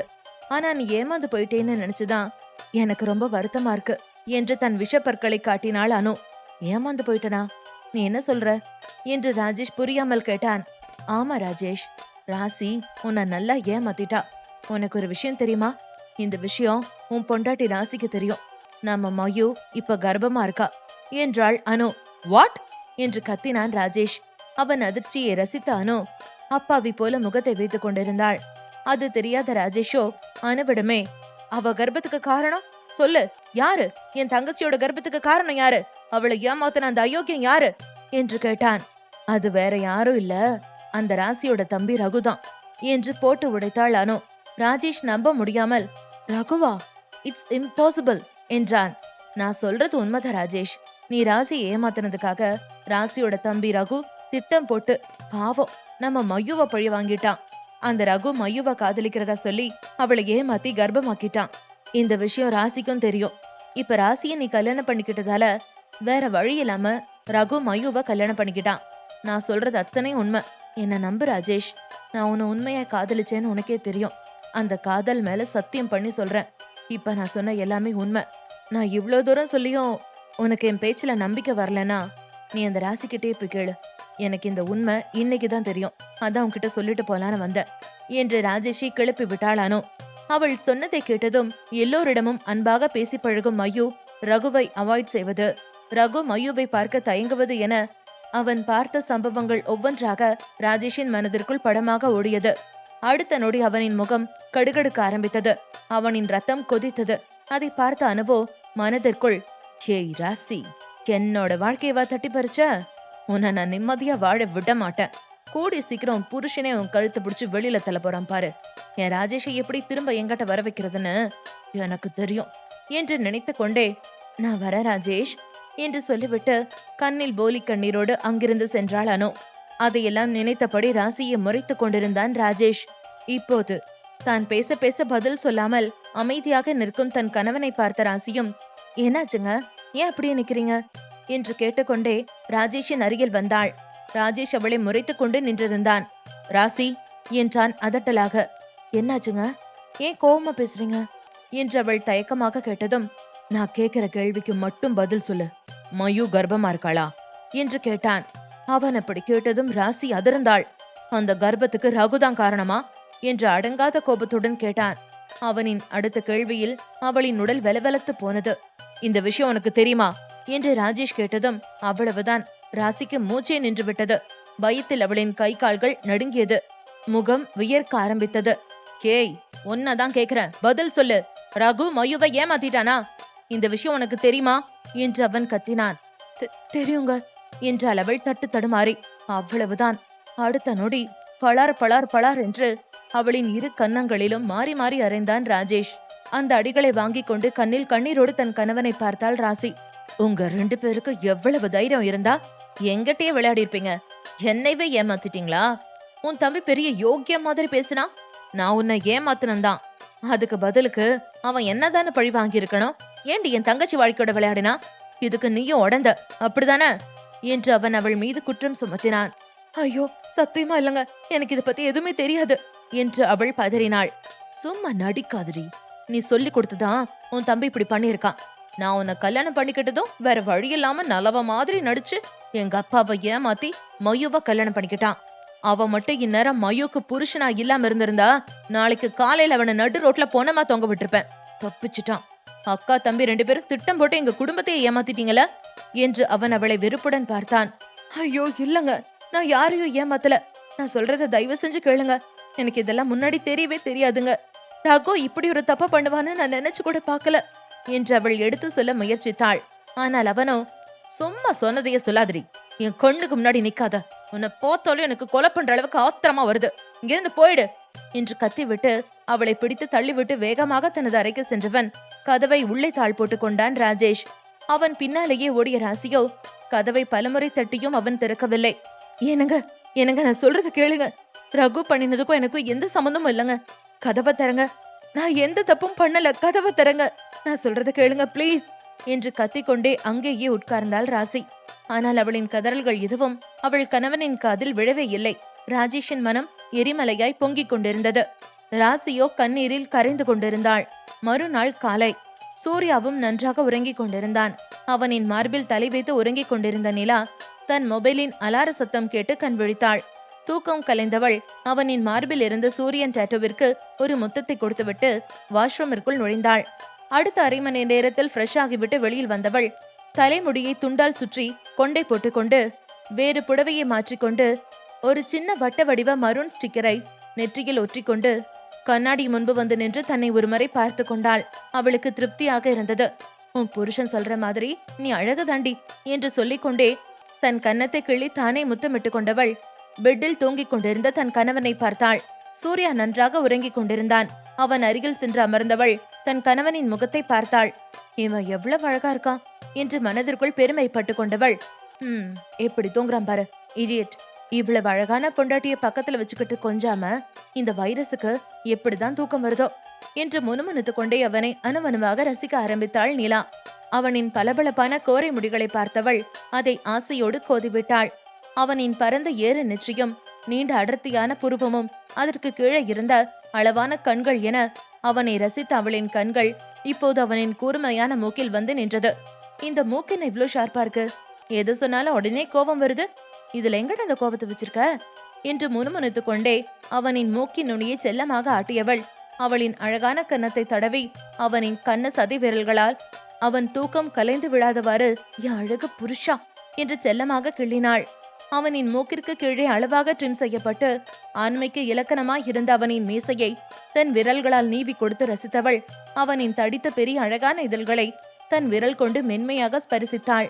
என் செல்ல கொலகாரா, எத்தனை தடவை நான் துடிக்க துடிக்க என்னோட உயிரை உறிஞ்சிருப்ப என்று முணுமுணுத்துக் கொண்டே தன் ஆள்காட்டி விரலால் அவனின் இதழுக்கு வலிக்காமல் பட்டும் படாமல் காதலோடு செல்லமாக ஒரு அடி வைத்தவள் அவனின் மோவாயை பிடித்து லேசாக ஆட்டியபடி, என் அழகு சூர்யா, என் அப்படியே கொல்றடா என் செல்லம் என்று தன் கணவனை பார்த்து பெருமூச்சு விட்டவள், என்னை விட்டா நான் நாள் பூரா நான் ரசிச்சு பார்த்துக்கிட்டே இருப்பேன். ஆனா இப்ப எனக்கு வீட்ல வேலை இருக்கு, அதனால நான் இப்ப கீழே போறேன் என்று சொல்லிவிட்டு சிரித்து கொண்டு எழுந்தவளின் கையை பிடித்து இழுத்து அவளை தன் மீது போட்டுக்கொண்டான் சூர்யா. அவள் பயத்தில் ஆ என்று கத்திக்கொண்டே அவன் மீது விழ, இப்போது அவளின் கையை விடுத்து அவளின் இடையில் தன் கை கோர்த்து அவளை எழவிடாமல் அணைத்துக் கொண்டான் அந்த கள்வன். ஓய், எங்க ஓட பாக்குற? என்ன ரசிக்கிறத ஏன் பாதியில விட்டுட்டு போற? ஒரே அடிய என்ன முழுசா பார்த்து ரசிச்சு உன் மனசில் உள்ளதை சொல்லிட்டு போ என்று இரட்டை அர்த்தத்தில் சொல்லிக்கொண்டே அவளை பார்த்து கண்ணடித்தான் அவன். அவன் இதுவரை முழித்துக் கொண்டுதான் படுத்திருக்கிறான் என்பதை உணர்ந்தவள் சற்று முன் தான் செய்ததை நினைத்து வெட்கத்தில் சிவந்தாள். நீங்க இந்நேரம் வரைக்கும் முழிச்சுதான் இருந்தீங்களா என்றாள் அவள் குழைவாக. அவன் என்றதும், அப்புறம் என் தூங்குற மாதிரி கடந்தீங்க என்று சினுங்கினாள் அவள். நான் தூங்கும்போது என் பொண்டாட்டி என்னெல்லாம் பண்றாள்னு பாக்குறதுக்கு ஆசையா இருந்துச்சு. ஆனா சும்மா சொல்லக்கூடாது, நீ என்ன நல்லாவே சைட் அடிக்கிற. அன்னைக்கு என்ன திருட்டு போனேன்னு சொன்னையே, ஆனா நான் மட்டும் இல்ல, நீயும் திருட்டு போனதான் என்றான் கள்ள சிரிப்போடு. சி போடா என்று சொல்லிவிட்டு அவன் மார்பில் முகம் பதித்துக் கொண்டாள் அவள். ஏய், நீ இப்படி வெக்கப்படுறத பாக்குறப்ப எனக்கு உன்னை என்னென்னமோ பண்ணணும்னு தோணுதுடி என்றான் அவன் மயக்கமாக. என்ன பண்ணணும்னு தோணுது என்றாள் அவள் குழைவாக. உன்னை இன்னும் இன்னும் வெக்கப்பட வைக்கணும்னு தோணுது என்றான் சூர்யா அவளை பார்த்து கொண்டே. எங்க என்ன வெக்கப்பட வை, உனக்கு தோன்றது செய்யி என்றாள் அவள் குழைவாக.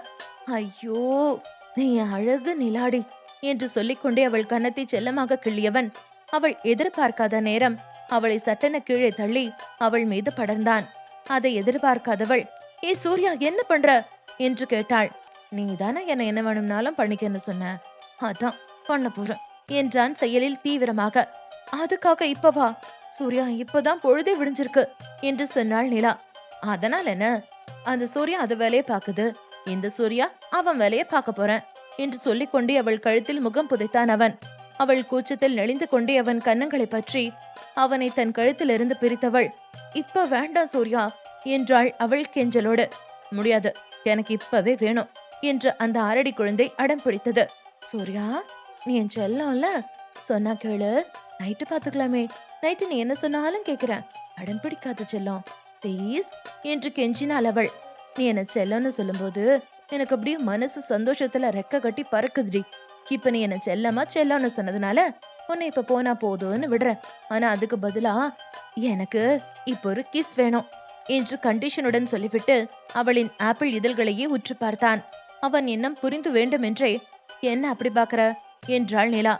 ஏன் நிலா குட்டி, ஒரு டர்ட்டி கிஸ் பண்ணலாமா என்று அவன் கேட்டதுதான் தாமதம். அங்கிருந்த சுவர்களோ, ஆஹா, இது அவன் அப்பனோட டைலாக் ஆச்சே, இப்ப மகனும் ஃபாலோ பண்ண ஆரம்பிச்சிட்டானா? அது சரி, அப்ப மாதிரித்தானே மௌனம் இருப்பான். இத்தனை வருஷமா அவன் அடிச்ச லூட்டிய பார்த்தோம், இனிமே அவன் மவன் அடிக்க போற லூட்டியும் பார்க்கணுமே என்று தங்களுக்குள்ளேயே பாவமாக முணுமுணுத்து கொண்டன. அதே நேரம் நிலாவோ, டர்ட்டி கிஸ்ஸா அப்படின்னா என்ன என்றாள் தன் அப்பாவி அத்தையை போல. சூர்யாவோ, டர்ட்டி கிஸ் தெரியாதா? டர்ட்டி கிஸ்னா நீ இப்ப குளிச்சுட்டு ஃப்ரெஷ்ஷா இருக்க, நான் இன்னும் பிரஷ் கூட பண்ணாம இருக்கேன், நாம 2 பேரும் இப்ப கிஸ் பண்ணிக்கிட்டா அதுக்கு பேரு தான் டர்ட்டி கிஸ் என்று பாடம் எடுத்தான். அதே நேரம் அந்த அரை சுவர்களும் அவன் அப்பா சொன்ன அதே டைலாக்கு என்று முணுமுணுத்தது. எபிசோட் 424. சூர்யாவும் நிலாவும் தங்கள் அன்பை பரிமாறிக்கொண்டிருக்க அங்கே கொடைக்கானலில் ஒரு பிரபல ஹோட்டலில் தான் தங்குவதற்கு ஏற்கனவே ஏற்பாடு செய்திருந்தான் மகி. அங்கு சென்றதும் ஃபார்மாலிட்டிஸை முடித்துக்கொண்டு தனது அறையின் கீயை கையில் வாங்கிக் கொண்டு மீயுடன் தனது அறையை நோக்கி சென்று கொண்டிருந்தான் மகி. மகி, நான் கூட நீ கோயிலுக்கு போனோன்னு சொன்னதும் கொஞ்சம் போரா தான் இருக்கும்னு நினைச்சேன், ஆனா இந்த இடம் சூப்பரா இருக்கு என்று சந்தோஷமாக சொன்னாள். அது சரி மகி, பூஜை ஒரு நாள் தானே, அதுக்கு எதுக்கு 10 நாள் இங்க இருக்கணும் என்று புரியாமல் கேட்க, டே மகி, இவளுக்கு உண்மையாவே புரியலையா இல்ல புரியாத மாதிரி நடிக்கிறாளா என்று நினைத்து கொண்டே அவளை மேலும் கீழும் பார்த்தான் அவன். யார் சொன்னா? பூஜை ஒரு நாளைக்கு தானே, 10 நாளும் பூஜை தான் என்று மகி ஒரு மார்க்கமாக சொன்னான். 10 நாள் பூஜையா என்று அவள் விழிக்க, ஆமா என்று சொல்லிக்கொண்டே தனது அறையை திறந்து கொண்டு உள்ளே நுழைந்தவன் அசதியில் பொத்தென்று கட்டிலில் விழுந்தான். என்ன மகி, படுத்துட்ட, பூஜைக்கு ரெடியாக வேண்டாமா என்று அவள் மீண்டும் சந்தேகம் கேட்டாள். அது நைட்டு தான் என்றான் புன்னகையோடு.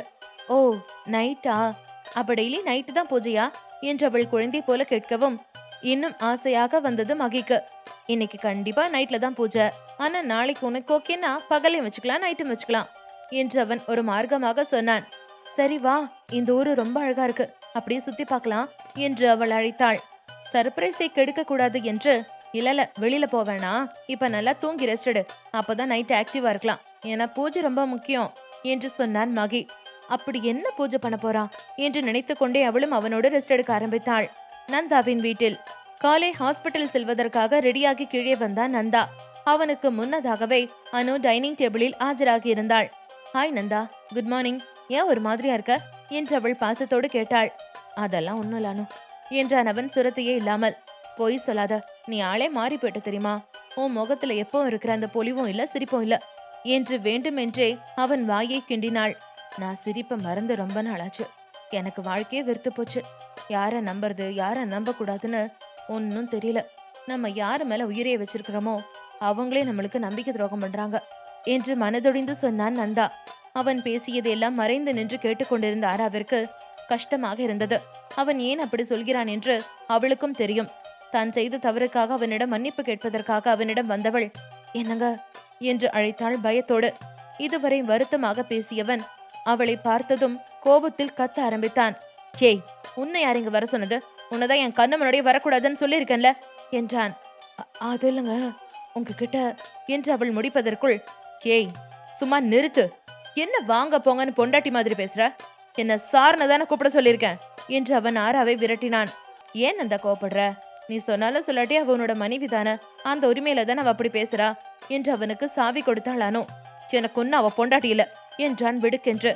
அப்படின்னு நீ சொல்லலாம், ஆனா அவ கழுத்துல நீ கட்டின தாலி இருக்கே என்று மீண்டும் அனு பெட்ரோல் ஊத்த, அதை கட்டினதுனாலதான் என்னோட நிம்மதியே போச்சு, முதல்ல அதை கழட்டி போட சொல்லு, நான் வரும்போது அந்த கயிறு அவ கழுத்துல கடந்துச்சு, நானே இதை கழட்டி எரிஞ்சிருவேன், ஷே என்ன வாழ்க்கடாது என்று கோபமாக கத்திக்கொண்டே வெளியே போனான் நந்தா. அவனை கண்ணில் கண்ணீரோடு பார்த்தபடி நின்றிருந்தாள் ஆரா. அவளை பார்த்து நக்கலாக சிரித்தானோ. அப்புறம் என்ன ஆரா, உன் புருஷன் உன் அவன் பொண்டாட்டி இல்லைன்னு சொல்லிட்டான், அப்புறம் ஏன் அர்த்தமே இல்லாம இந்த தாலியை போட்டிருக்க, கலட்டி வீச வேண்டியதானே என்றாள். அனு என்று கோபத்தில் கத்தினாள் ஆரா. சும்மா கத்தாத, இதோ பாரு, உன்னை மனைவின்னு சொல்லவே நந்தா விருப்பப்படல, நீ இப்படி மஞ்ச கயிறோட அவன் முன்னாடி தெரிஞ்சா கோபத்துல அவனே இந்த தாலியை கழட்டினாலும் கழட்டிடுவான், உன்னோட நல்லதுக்கு தான் சொல்றேன், பேசாம நீ போட்டிருக்கிற இந்த செயின்ல உன்னோட தாலியை மாட்டிக்க, அதான் சேஃப், நான் சொல்றத சொல்லிட்டேன், அப்புறம் உன்னோட இஷ்டம் என்று சொல்லிவிட்டு தன் அறைக்கு போனாள் அனு. தன் கணவன் சொன்னதையெல்லாம் நினைத்து பார்த்தவளுக்கு அனு சொல்வதும் சரி என்றே தோன்றியது. எப்படியும் கூடிய சீக்கிரம் நந்தாவின் அம்மா வந்து விடுவார், அவர் தன்னை யார் என்று தெரிந்து கொண்டால் பெரும் பிரச்சனையாகிவிடும். தான் நந்தாவோடு சேர்ந்து வாழ முடியாவிட்டாலும் பக்கத்திலிருந்து அவனை பார்த்து கொண்டு வாழும் இந்த வாழ்க்கையும் பறிபோய்விடும் என்று பயந்தாள் ஆரா. ஆகையால் அனு சொன்னது போலவே தன் கழுத்தில் கிடந்த சிறிய செயினில் தன் தாலியை மாட்டிக்கொண்டாள் அவள். மாலை 6 மணி. தன் மகளை ரகுவுடன் ஒரே வீட்டில் தங்க எல்லா ஏற்பாடுகளையும் செய்துவிட்டு அன்று இரவு பிளைட்டிற்கே சென்னை திரும்ப முடிவு செய்திருந்தார் மயூவின் அப்பா. மயூ, ஏண்டா ஒரு மாதிரியா இருக்க என்று விசாரித்தார். ஏன்பா, இதை விட பெரிய வீட உங்களுக்கு கிடைக்கலையா, இந்த வீட்டுல எப்படிப்பா என்று அவள் குறைபட்டாள். அவசரத்துக்கு இதாண்டா கிடைச்சது, கொஞ்ச நாள் அட்ஜஸ்ட் பண்ணிக்க, அதுக்கப்புறம் அப்பா உனக்கு ஒரு பெரிய பங்களாவையே வாங்கி தரேன் என்று சமாதானம் சொன்னார். சரி, வீட்டை கூட அட்ஜஸ்ட் பண்ணிக்கலாம், ஆனா சமையலுக்கு கூட ஆள் இல்லாம எப்படிப்பா, எனக்கு டீ காஃபி தான் போட தெரியும், சாப்பாட்டுக்கு என்ன பண்ணுவ, ஹோட்டல் சாப்பாடு குழந்தைக்கு செட் ஆகாது என்று அவள் சொல்ல, அதானே அவளுக்கு சமைக்க தெரியாது, மாசமா இருக்கிற பொண்ணு வாய்க்கு ருசியா சாப்பாடு சாப்பிட வேணாமா என்றார் மயூவின் அம்மா. அத பத்தி நீங்க கவலைப்படாதீங்க அத்த, நான் நல்லாவே சமைப்பேன், மயூக்கு என்ன வேணுமா அதை நானே சமைச்சு கொடுக்குறேன் என்றான் ரகு. அதான் மாப்பிள்ளையே சொல்லிட்டார்ல, அப்புறம் என்ன, சரி வா நம்ம கிளம்பலாம், பிளைட்டுக்கு லேட் ஆச்சு என்று சொல்லிவிட்டு தன் மகள் மற்றும் மருமகனிடம் விடை பெற்றுக் கொண்டு கிளம்பினார் மயூவின் அப்பா. இரவு 8 மணி. மீ குளித்து முடித்து உடை மாற்றிக்கொண்டு அறைக்குள் வந்தபோது அதிர்ந்து போனாள். அந்த அறை முழுவதும் வண்ண மலர்களால் அலங்கரிக்கப்பட்டிருந்தது. பெட்டில் மல்லிகைப்பூ தூவி கிடந்தது. பழங்கள், ஸ்வீட்ஸ் என ஃபர்ஸ்ட் நைட் செட்டப்புடன் தன் மீக்காக காத்திருந்தான் மகி. இதையெல்லாம் பார்த்தவள், ஹே மகி, என்ன இதெல்லாம் என்றாள் அதிர்ச்சியோடு.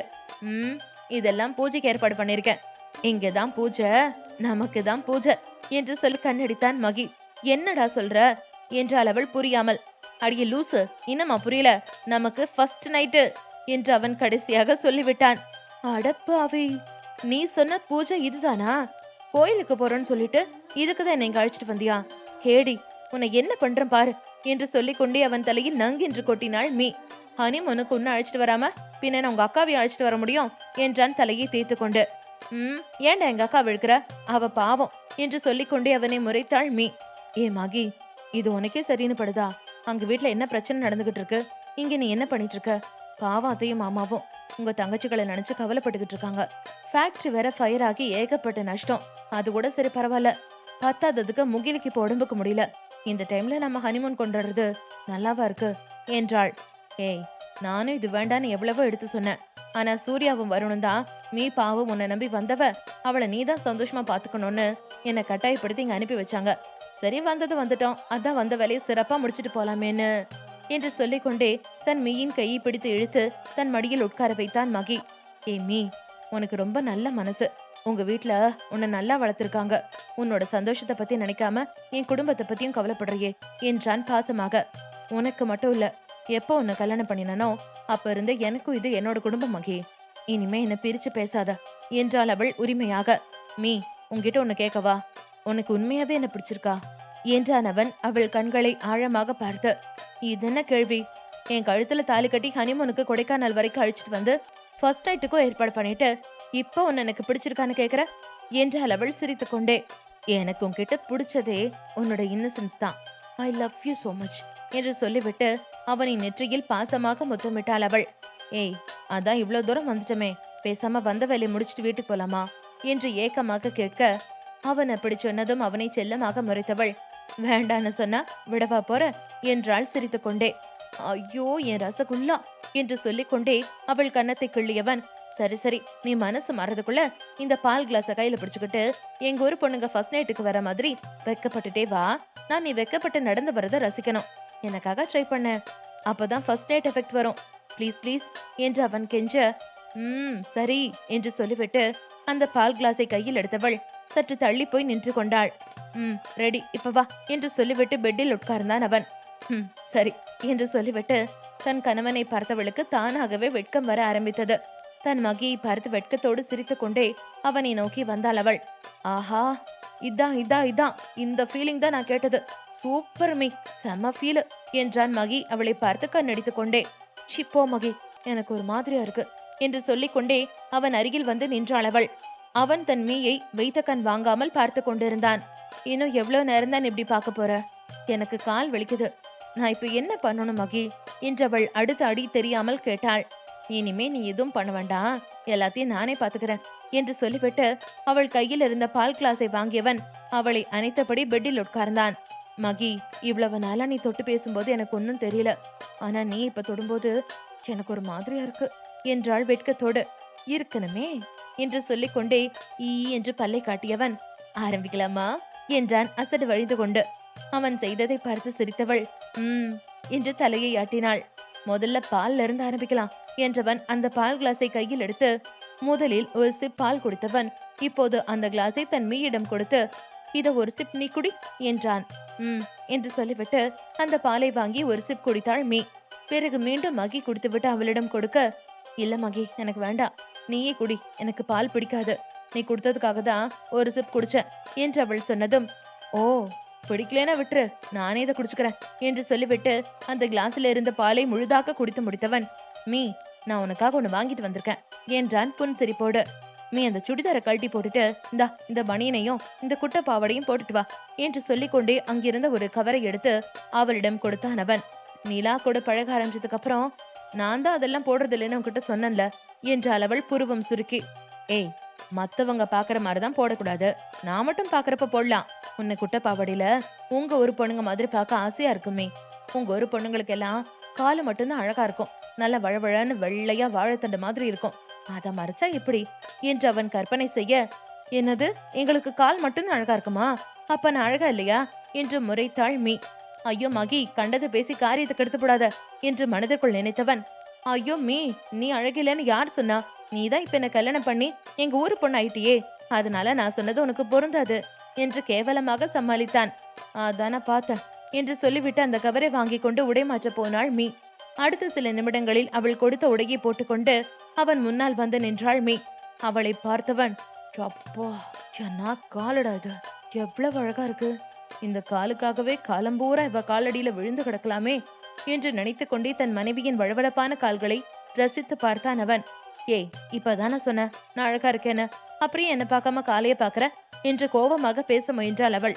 கணவன் தன்னை ரசிக்கிறான் என்று சந்தோஷத்தை மறைக்க, உன் கால உங்ககிட்ட தானே மீ இருக்கு என்று சொல்லிக்கொண்டே அவளை கட்டி அணைத்தான் மகி.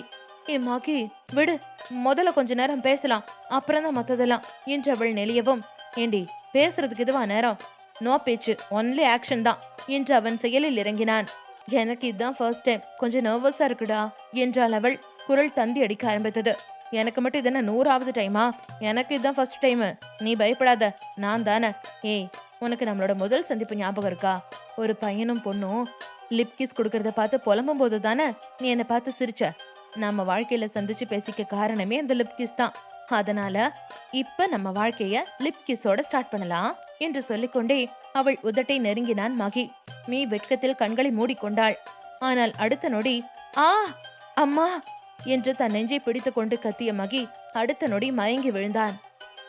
எபிசோட் 425.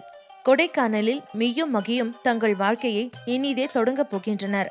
எனக்கு இதுதான் ஃபர்ஸ்ட் டைம், கொஞ்சம் நர்வஸா இருக்குடா என்றாள் மீ. அவள் குரல் தந்தி அடிக்க தொடங்கியது.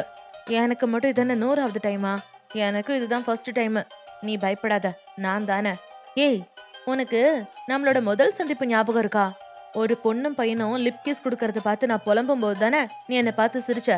நம்ம வாழ்க்கையில சந்திச்சு பேசிக்க காரணமே அந்த லிப் கிஸ் தான். அதனால இப்ப நம்ம வாழ்க்கைய லிப் கிஸோட ஸ்டார்ட் பண்ணலாம் என்று சொல்லிக்கொண்டே அவள் உதட்டை நெருங்கினான் மகி. மீ வெட்கத்தில் கண்களை மூடிக்கொண்டாள். ஆனால் அடுத்த நொடி, ஆ அம்மா என்று நெஞ்சை பிடித்துக்கொண்டு கத்திய மகி அடுத்த நொடி மயங்கி விழுந்தான். அதை பார்த்து பதறினாள் மீ. மகி, மகி, உனக்கு என்னாச்சு என்று கத்திக்கொண்டு அவனை உலுக்கினாள் மீ. அவனிடம் எந்த அசைவும் இல்லை. உடனே அங்கிருந்த தண்ணீரை எடுத்து அவன் முகத்தில் தெளித்தாள். அப்போதும் அவனிடம் அசைவில்லை. உடனே ஹோட்டலின் ரிசப்ஷனுக்கு கால் செய்து எமர்ஜென்சி என்ற தகவலை சொன்னாள். அடுத்த சில நிமிடங்களில் அறைக்கதவு தட்டப்பட்டது. உடனே ஒரு நைட்டியை எடுத்து தான் போட்டிருந்த உடை மீது போட்டுக்கொண்டு கதவை திறந்தாள். மருத்துவர் தான் வந்திருந்தார். அவர் மகியை பரிசோதனை செய்ய ஆரம்பித்தார். மீ கவலையோடு அழுது கொண்டே நின்றிருந்தாள். மகியை பரிசோதனை செய்தவர் மீயிடம் அவன் உடல்நலம் பற்றிய தகவலை சொன்னார். அதை கேட்டதும் அவள் அதிர்ச்சியானாள். என்னாச்சு சார்? என்னோட மகிக்கு ஒன்னும் ஆகலையே என்று பதட்டமாக விசாரித்தாள். ஐ எம் சாரி மேடம், உங்க ரூம்ல இருக்கிற அரேஞ்ச்மெண்ட்ஸ் எல்லாத்தையும் பார்த்தாலே தெரியுது உங்களுக்கு இன்னைக்கு ஃபர்ஸ்ட் நைட்டுன்னு. But I am very sorry to say this. இப்போ உங்க வீட்டுக்காரர் உடம்பு இருக்கிற கண்டிஷன்ல அவரால் இதெல்லாம் முடியாது என்று அவர் ஒரு குண்டை தூக்கி போட்டார்.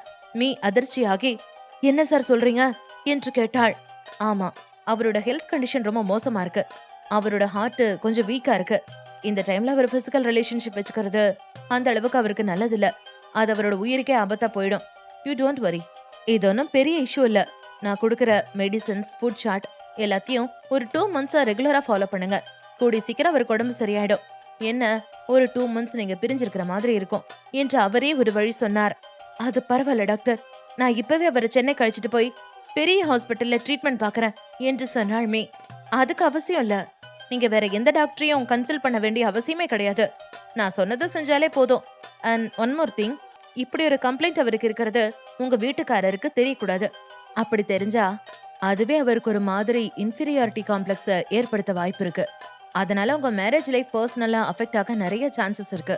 ஒரு ஃப்ரெண்டா நான் இந்த அட்வைஸ் உங்களுக்கு சொல்றேன் என்று அவர் நட்புடன் சொன்னார். ஓகே டாக்டர், நான் இந்த விஷயம் அவருக்கு தெரியாம பாத்துக்கிறேன் என்றாள் மீ. Good, medicine and food chart எல்லாம் நான் அரேஞ்ச் பண்ணி கொடுத்துடுறேன். யூ டோன்ட் வரி, இது ஒன்றும் பெரிய பிரச்சனை இல்ல. நான் சொன்னதை ஃபாலோ பண்ணுங்க, கூடி சீக்கிரம் அவர் குணமடைஞ்சிருவாரு என்று நம்பிக்கை சொன்னவர், அப்ப நான் வரேன் என்று சொல்லிவிட்டு அவர் அங்கிருந்து சென்றார். மீயோ கவலையோடு தன் மகியின் அருகில் உட்கார்ந்து அவன் தலையை பாசமாக தடவி கொடுத்தாள். அதே நேரம் வெளியே வந்த அந்த மருத்துவரோ உடனே தன் மொபைலை எடுத்து யாருக்கோ கால் செய்தார். ஹலோ மேடம், நீங்க சொன்ன மாதிரி வேலையை கச்சிதமா முடிச்சிட்டேன். அந்த பையனுக்கு குடிக்கிற பல்ல மருந்து கலந்து கொடுத்து நெஞ்சு வலிய ஃபீல் பண்ற மாதிரி பண்ணினேன். அப்புறம் நானே அவனுக்கு ட்ரீட்மெண்ட் கொடுத்து அவரோட ஒய்ஃப் கிட்ட கொஞ்ச நாள் அவர் விட்டு தள்ளி இருக்கணும்னு சொல்லிட்டேன். அந்த பொண்ணு அதை நம்பிட்டா என்றான் அந்த டாக்டராக நடித்தவன். அந்த பக்கம் வேறு யாரும் இல்லை, நம்ம அனு. குட் ஜாப், உங்க பேமெண்ட் 5 நிமிஷத்துல உங்களுக்கு வந்து சேரும், பாய் என்றாள். டேய் மகி, உன்னை அவ்வளோ ஈஸியா சந்தோஷமா இருக்க விட்டுருவனா? இன்னும் கொஞ்ச நாள் உன் பொண்டாட்டி உன்ன அவ பக்கத்துல நெருங்கவே விடமாட்டா. அதுக்கு என்ன காரணம்னு புரியாம நீ அவ மேல கோபப்படுவ, நொந்து நூடுல்ஸ் ஆயிடுவ. இந்த அணு இருக்கிற வரைக்கும் நீங்க யாரும் சந்தோஷமா இருக்க முடியாது என்று நினைத்து கொண்டாள் அனு. அதே நேரம் நந்தாவின் வீட்டில் ஹாஸ்பிட்டலில் இருந்து இப்போதுதான் வேலையை முடித்துவிட்டு வீட்டிற்கு வந்தான் நந்தா. அனு அவனுக்காக வாசலிலேயே காத்திருந்தாள். அவளை பார்த்தவன், என்னானு இங்கே உட்கார்ந்திருக்க, என்னாச்சு, எதுவும் பிரச்சனையா என்றான். எனக்கு மனசு சரியில்லை நந்தா, அதை எப்படி உங்ககிட்ட சொல்றதுன்னு தெரியல என்று சோக கீதம் பாடினாள் அனு. என்ன அனு, எதுவா இருந்தாலும் தயங்காம சொல்லு என்று சொன்னா நந்தா. நந்தா, அது அந்த ஆரா என்று வேண்டுமென்றே நிறுத்தினாள். ஏன், அவளுக்கு என்ன என்று அவன் குரல் மாறியது. நீ காலையில ஏதோ கோவத்துல நான் கட்டின தாலிய கழட்டுன்னு சொன்ன, ஆனா அவ உண்மையிலேயே நீ கட்டின தாலிய கழட்டிட்டா. நான் இப்ப கொஞ்ச நேரத்துக்கு முன்னாடிதான் பார்த்தேன், அவ கழுத்துல நீ கட்டின மஞ்ச கயிறு இல்ல என்று சோகமாக இருப்பது போல நடித்தாள். நீ சொல்றது என்னால நம்ப முடியல, அவ அப்படி பண்ணிருக்க மாட்டா என்றான் நந்தா ஒரு நம்பிக்கையோடு. ஆனா அவ அப்படிதான் பண்ணிட்டா, நான் சொல்றது உண்மைதான். அவ கழுத்துல தாலி இல்ல, அவ போட்டிருந்த செயின் மட்டும்தான் கிடந்துச்சு. அத பார்த்ததும் எனக்கே ரொம்ப ஷாக் ஆயிடுச்சு. நீ நம்ப மாட்டேன்னு எனக்கு தெரியும், இங்க பார் என்று ஆரா வேலை செய்து கொண்டிருந்த போது அவளுக்கே தெரியாமல் எடுத்த வீடியோவை நந்தாவிடம் காட்டினாள் அனு. அனு சொன்னது போல அந்த வீடியோவில் அவள் கழுத்தில் அவன் கட்டிய மஞ்சள் கயிறு இல்லை. அதை பார்த்ததும் அவனுக்கு கோபம் வந்தது, கண்கள் சிவந்தது. அவளுக்கு எவ்வளவு நெஞ்சழுத்தம் பாத்தியா, நீ உயிரோடு இருக்கும்போதே நீ கட்டின தாலிய கழட்டிட்டா. நான் சொன்னது சரிதான், அவ உன் கூட வாழ நினைக்கல, அவ நோக்கமே உன் நிம்மதியை கெடுக்கிறது தான் என்று அவனின் கோபத்தை மேலும் தூண்டிவிட்டாள் அனு. அவளுக்கு இப்ப என்ன பண்றோம் பாரு என்று பல்லை கடித்தான் நந்தா. இல்ல நந்தா, நீ அவளை எதுவும் பண்ணாத, இது கூட அவங்க குடும்பத்துல உள்ளவங்களோட பிளானா தான் இருக்கும். நீ இப்ப அவன் மேல கை வச்சா உனக்கு தான் கெட்ட பேரு, கொஞ்சம் அமைதியா இரு என்று அவனை தடுத்தாள் அனு. ஷே, இந்த வீட்டுக்கு வராமலே இருந்திருக்கலாம் போல என்று எரிச்சல் பட்டுக்கொண்டே தனது காரில் ஏறி மீண்டும் ஹாஸ்பிட்டலுக்கே சென்றான் நந்தா. அனு அதை பார்த்து சந்தோஷத்தோடு தன் மாமாவின் அறைக்குள் போனாள்.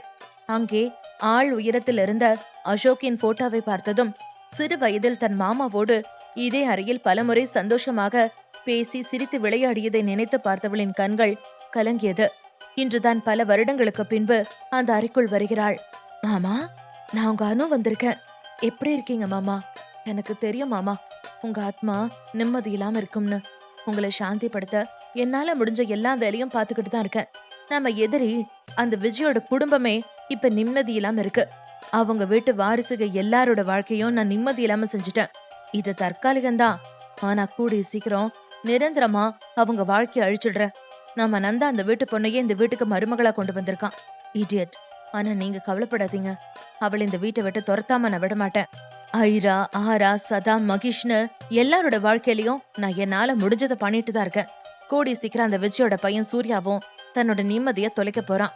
அதுக்கப்புறம் அவன் இருந்த இடம் தெரியாம காணாம போறான். தன்னோட மகனை பார்த்து அந்த விஜய் அழுவான், அவனை பார்த்து அவன் குடும்பமே அழும். கூடிய சீக்கிரம் அந்த குடும்பத்தை இருந்த இடம் தெரியாம அழிக்க போறேன். அதை பார்த்து நீங்க சந்தோஷப்படுங்க மாமா, நீங்க சந்தோஷப்படுங்க. நீங்க சந்தோஷப்படுறத பார்த்து நான் சந்தோஷப்படுவேன் என்று சொல்லிக்கொண்டே சந்தோஷத்தில் சிரிக்க ஆரம்பித்தாள் அனு. சரி சரி, நல்லா சரி, உன்னால எவ்வளவு முடியுமோ அவ்வளவு சரி. இன்னும் கொஞ்ச நாள்ல நீ அழிய போற, உன் கதை முடிய போது என்று அனுவை பார்த்து சிரித்தது விதி. இரவு 11 மணி. மகி தனக்கு கொடுக்கப்பட்ட மருந்தின் காரணமாக இன்னும் நன்றாக தூங்கிக் கொண்டிருந்தான். அவன் அருகில் அவன் தோளில் தலையை வைத்து படுத்துக் கொண்டிருந்தாள் மீ. தன் கணவனின் மார்பை பாசமாக தடவி கொடுத்தவள், மகி நீ ரொம்ப நல்லவ மகி, உன்னை ஏன் கடவுள் இப்படி சோதிக்கிறாரு? டாக்டர் சொன்ன மாதிரி உனக்கு இருக்கிற ப்ராப்ளம் உனக்கு தெரியக்கூடாது, அது நம்மளோட எதிர்காலத்துக்கு நல்லதில்ல.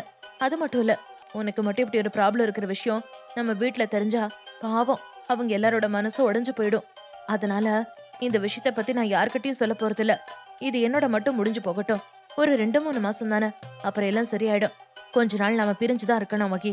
அது வரைக்கும் உன்கிட்ட என்ன சொல்லி சமாளிக்கிறதுன்னு எனக்கு ஒண்ணுமே புரியல என்று நினைத்து கொண்டே படுத்திருந்தாள் மீ. சூர்யாவின் வீட்டில் வருணும் காலை தூங்கி எழுந்ததிலிருந்து இப்போது ஆபீஸில் இருந்து வந்தது வரை சதாவிடம் பேச எவ்வளவோ முயற்சி செய்தான். ஆனால் அவன் மனைவி அதற்கு வாய்ப்பே கொடுக்கவில்லை.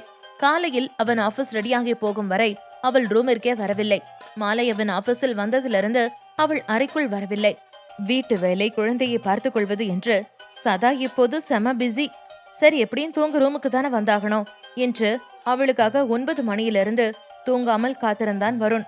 ஒரு வழியாக இப்பொழுதுதான் அறைக்குள் வந்தாள் அவன் மனைவி. அவளை பார்த்ததும் அவன் முகம் மலர்ந்தது. சதா, சதா. அவள் பதிலேதும் பேசவில்லை. உனக்காக நான் ரொம்ப நேரம் காத்திருந்தேன் என்றான் வருண்.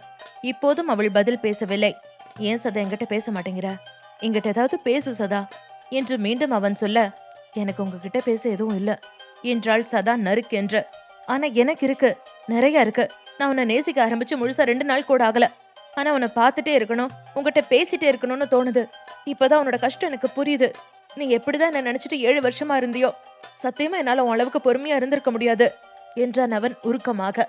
அது எனக்கு இவ்வளவு நாள பைத்தியம் பிடிச்சிருந்துச்சு, அதெல்லாம் வேஸ்ட்னு எனக்கு இப்பதான் புரியுது என்று அவள் விரக்தியாக தோளை குலுக்கினாள். பைத்தியம் உனக்கு இல்ல, எனக்கு தான். உன்னோட தூய்மையான காதலை புரிஞ்சுக்காம இருந்த நான் தான் பைத்தியம். ஆனா எனக்கு இப்ப பைத்தியம் தெளிஞ்சிருச்சு. நான் உன் காதலை புரிஞ்சுக்கிட்டேன். நானும் உன்னை காதலிக்கிறேன். என் காதலை எதுக்க சதா என்றான் வருண் காதலோடு. ஒரு நொடி அமைதியாக அவனை பார்த்தவள், காலம் கடந்த ஞான உதயம் மிஸ்டர் வருண் என்று சொல்லிவிட்டு வருணுக்கு முதுகை காட்டியபடி தன் மகளோடு தரையில் படுத்துக் கொண்டாள் சதா. அதே நேரம் கிருஷ்ணா கார்டனில் இருந்த புல் தரையில் படுத்து கிடந்தான். கிருஷ்ணா முன்பு போல இப்போதெல்லாம் யாரிடமும் அதிகம் பேசுவதில்லை. தன் மகள் ஆராவை பற்றியே அவனது மனம் நினைத்து கொண்டிருந்தது. கிருஷ்ணாவை பார்த்த சூர்யா அவன் அருகில் வந்தான். மாமா, என்ன இங்க படுத்திருக்கீங்க? நீங்க என்ன இன்னும் சின்ன பையனா? வயசான காலத்துல இப்படி பனியில படுத்திருக்கீங்க. உடம்புக்கு ஏதாவது ஆயிட போகுது, உள்ள வாங்க மாமா என்றான் அக்கறையாக. அதை தாண்டா நானும் சொல்லிட்டு இருக்கேன், ஆனா அவன் கேட்க மாட்டேங்கிறான் என்று சொல்லிக்கொண்டே அங்கு வந்தான் விஜய். என்னப்பா, நீங்களும் என்ன தூங்கலையா என்று சூர்யா ஆச்சரியமாக கேட்க, நான் மட்டும் இல்ல, உங்க அம்மா, அத்தை, சித்தி, சித்தப்பான்னு யாருமே தூங்கல. எல்லாரும் முடிச்சிட்டு தான் இருக்கோம். எல்லாம் உனக்காக தான் என்று சொன்னதும் அதிர்ச்சியானான் சூர்யா. எனக்காகவா? ஏன் என்றான். ஆமா, இதோ பாரு சூர்யா, கிருஷ்ணா ஆராவை பத்தி கவலைப்பட்டு சரியா சாப்பிடறதில்ல, தூங்குறதில்ல, யாரு கூடவும் பேசுறதும் இல்ல. இப்படியே போனா அவனோட ஹெல்த் ரொம்ப மோசமாயிடும் என்று விஜய் சொன்னதும் சூர்யாவிற்கு இது ஆராவை பற்றிய கவலை என்று புரிந்தது. அதனால் அவன், மாமா, நீங்க ஏன் தேவையில்லாம கவலைப்படுறீங்க? அதான் நான் பாத்துக்கிறேன்னு சொன்னேன்ல என்றான் ஆறுதலாக. அதை தாண்டா நானும் கேக்குறேன். ஆரா எங்க இருக்கா, எப்படி இருக்கா? நீ எங்களையும் ஒரு ஸ்டெப் எடுக்க விடல. நீயும் அவளை பத்தி எந்த டீட்டெயில்ஸும் சொல்ல மாட்டேங்கிற. என்ன தாண்டா நடக்குது? எங்களுக்கு ஆராவை பத்தி தெரியணும், அவ்வளவுதான். அது தெரிஞ்சா கூட கிருஷ்ணா ஓரளவு நார்மல் ஆயிடுவான் என்றான் விஜய். சரி, சொல்றேன், வாங்க உள்ள போய் பேசலாம் என்று சூர்யா சொல்ல மூவரும் வீட்டிற்குள் நுழைந்தார்கள். ஹாலில் அனைவரும் இருந்தனர். பாத்தியா சூர்யா, இன்னைக்கு உன்னை விடுறதா இல்லைன்னு எல்லாரும் ஒரு முடிவோடு இருக்காங்க என்றான் விஜய். நான் சொல்றது எல்லாரும் நல்லா கேட்டுக்கங்க. நீங்க நினைக்கிற மாதிரி ஆரா எந்த தப்பும் பண்ணல. சொல்லப்போனா அவ வீட்டை விட்டு போய் திருட்டுத்தனமா கல்யாணம் பண்ணினதுக்கு காரணமே நான் தான் என்று உண்மையை சொன்னான் சூர்யா. என்னடா சொல்ற என்றான் கிருஷ்ணா அதிர்ச்சியோடு.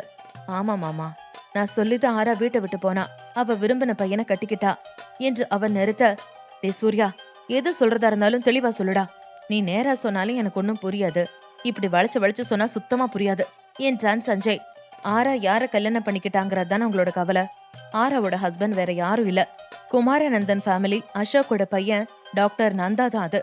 ஆரம்பத்துல ஆராவுக்கும் நந்தாவுக்கும் இந்த குடும்ப பகை பத்தி எல்லாம் தெரியாது. அவங்களுக்கு ஒருத்தர் பார்த்ததும் பிடிச்சு போச்சு, லவ் பண்ண ஆரம்பிச்சிட்டாங்க.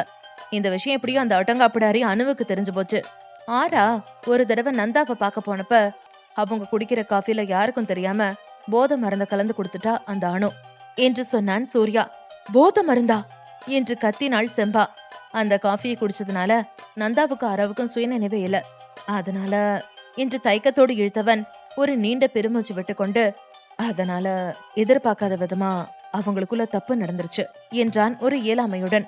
சூர்யா சொன்னதை கேட்டதும் கிருஷ்ணா இடிந்து போய் உட்கார்ந்து விட்டான்.